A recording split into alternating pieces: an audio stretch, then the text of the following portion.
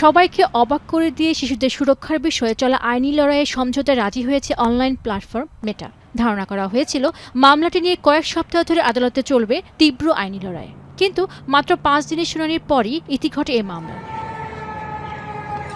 মূলত মামলাটি কেন্দ্রীয় বিন্দুতে ছিল শিশুদের অনলাইন গোপনীয়তা, আর মামলায় মেটা হেরে গেলে সম্ভাব্য জরিমানার পরিমাণ হতে পারত কয়েকশো কোটি ডলার। সেই তুলনায় সর্বোচ্চ 1800 কোটি ডলারের সমঝোতা মেটার জন্য অনেক কম।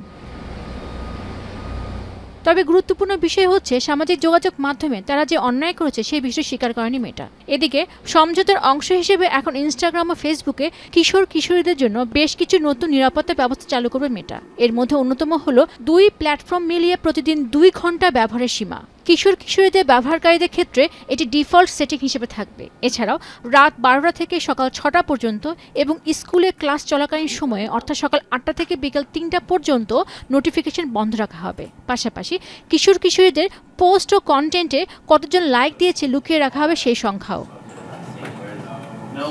অবশ্য মেটা জানিয়েছে নতুন নিরাপত্তা ব্যবস্থার বেশিরভাগই আগামী 6 মাসের মধ্যে চালু করা হবে।